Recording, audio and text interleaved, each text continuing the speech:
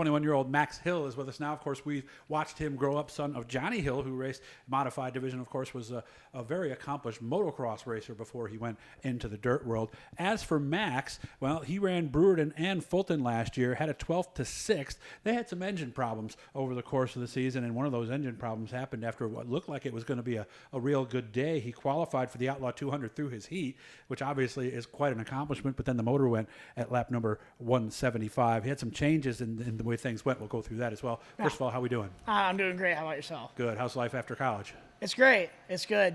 Working hard at Carrier and, building race cars on my, free time. So it's awesome. So if your kid's good at math, encourage them, right?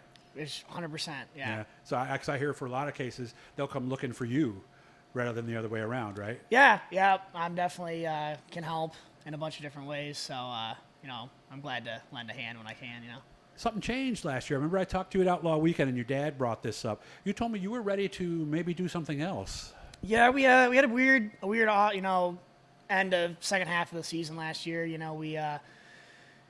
It's kind of tough to talk about because it's not like we were over racing. It's just everyone knows how complicated things can get financially.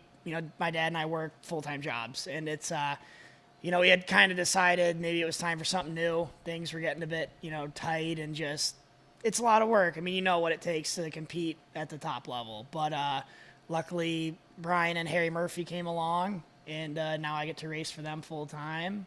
How did that happen? They saw my stuff for sale, and it was weird. I've always worked to get a ride, and that's kind of everyone's dream is to bust your butt and get a ride one day, so your dad and yourself aren't paying for stuff anymore. And they saw my stuff for sale, and they said, we don't want to see you quit racing, so why don't you come race for us? So it's they're definitely kind of giving me my big break. And that happened over the course of the season? Would they buy your stuff and then basically hire you as a driver almost? Pretty much. It was like we only had a couple races left. I think we had 1 points race at each track left, and then Outlaw 200. And we pretty much missed 1 week, squared financially things away with those guys, and then I kind of, got my feet wet in their race shop, building cars, and then we ran the last few races and had a pretty good turnout. So when I saw you at Outlaw, that was technically their car? That was their car, yeah. Okay. Yeah, that was my third race with them as a team, but it was kind of weird because, I still use my trailer, and the car looked the same. Everyone. I remember that because that's why I was surprised. When everyone thought it was tough. People saw stuff for sale. People heard that I was going to step away. So when I showed back up, I think a lot of people thought it was just a fluke or, me making stuff up, but I was actually driving for them already. So okay.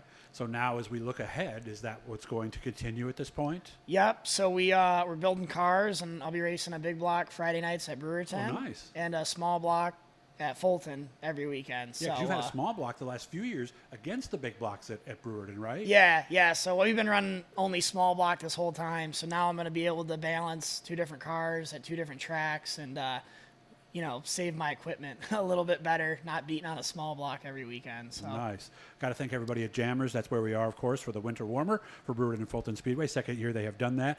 And both times they put me here in the ice cream stand, which is shut down for the winter. So it's I nice like and it. quiet. It works. Only thing is I wish there was some ice cream in there, Max. So I you and I agree. could have a that. sundae or a milkshake or something. Yeah. But make sure to check them out later. And, of course, we want to thank our friends at Rudy Plumbing, or old Rudy, of course, 315-638-RUDY.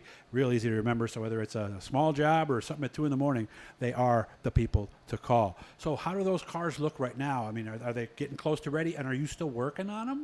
Yeah, I'm still working. We're actually a pretty good team. My teammates Chris and Dave, we get along pretty good, and it's kind of more of a family thing, but I am still there building cars. You know what I mean? It's not a show up with a duffel bag kind of ride. Yeah, not the suitcase racing. No, it's not that, but it's an honor to build race cars for these guys. Because you enjoy that, don't you? I love it. I'd rather be building the car that I'm driving with these guys than just showing up. You know what I mean? And I take good pride in my cars and making sure they're in top shape. So what were you going to do if this didn't work out and somebody bought your car and took it to the track themselves? I was going to go back to just doing motocross and hare scrambles on my dirt bike. It was that's kind of like my background roots. That's like what, your dad. That's why that's why they call me Moto Max, from motocross and riding dirt bikes. And that was just going to be more of a, you race probably twice a month. You go to like a That's it. hare scramble is a 2-hour race.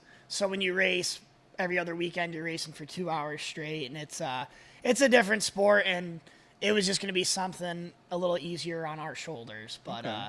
I'm glad I'm still getting to race cars. Of course, you talk about being in racing for long periods of time. You told me that was something that went through your head a lot when you ran your first Outlaw 200 this year. Is Yeah. when to race, when to relax. It's got to be tough the first time you're trying to go for 200 laps. Yeah, it was, I think, more of a challenge than I expected it to be because trying to make the race has always been a goal of mine. I Right. mean, I've only raced modifieds 2 years so far, but to just grow up watching that race, it's a bucket list item. And I was able to actually get the transfer spot in the heat race and avoid all the LCQs. But then you go into your first long race. I mean, before that, my longest race was a Rush late model race that was 50 laps.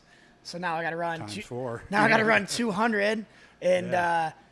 I think I was probably a little too cautious, trying to save and be there at the end. And But how many times do we hear guys say that win, right? That I saved my stuff for the end. right, exactly. Yeah. So I was trying to gauge my outside experience Yeah. with being a new race for me, and it was a blast. And maybe if the motor made it the last 25 laps, we could have done something. But it was just an honor to be in the race. Where were you in the order about that time when the motor went? I think I was like probably Well, you- 18th-ish. So you weren't lapped. Oh, I was lapped. Oh, you were lapped. Shepard was up front at that point. He was kind of Okay. picking off quite a bit of people. So we were does that? we were a couple laps down, and like I said, I was being really cautious. I was more focused on just finishing. Okay. So I learned a lot, is to say the least. Yeah, so now this year, when you make it this year, you'll be maybe a little more aggressive at Oh, yeah. times. And Yeah. so outside of Bruden and Fulton with the Murphys, anything else that you're thinking about? Maybe series races, something else, Dirt Week, anything like that? Yeah, Or is it too early? We're gonna, see how things go. Definitely running both nights a week with 2 cars is definitely stepping it up from our past racing history. Just like being more busy, right? But we're definitely gonna try. I mean, local series. Every weed sports show, both Gotcha. classes. We're gonna try to venture out a little bit too, because Harry and Brian used to do a lot of big shows racing when Steve Holsizer and Right. Pat Ward were driving their stuff. remember So that. we're gonna try to open it up a little bit and see. I would where we imagine end that up. first time with all that extra horsepower under your foot, that's going to be something.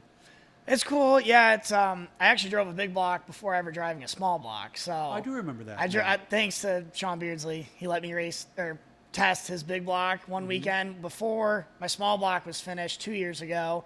So I was going from a sportsman to a big block, and it was pretty sweet. So I kind of got a rough idea of what to expect. All right. Well, hope things go well for you. We got something else we're going to do with him and his family once the weather gets warmer. So I'll see you then. For sure. And you know how to get a hold of me. So anytime, make sure to call me.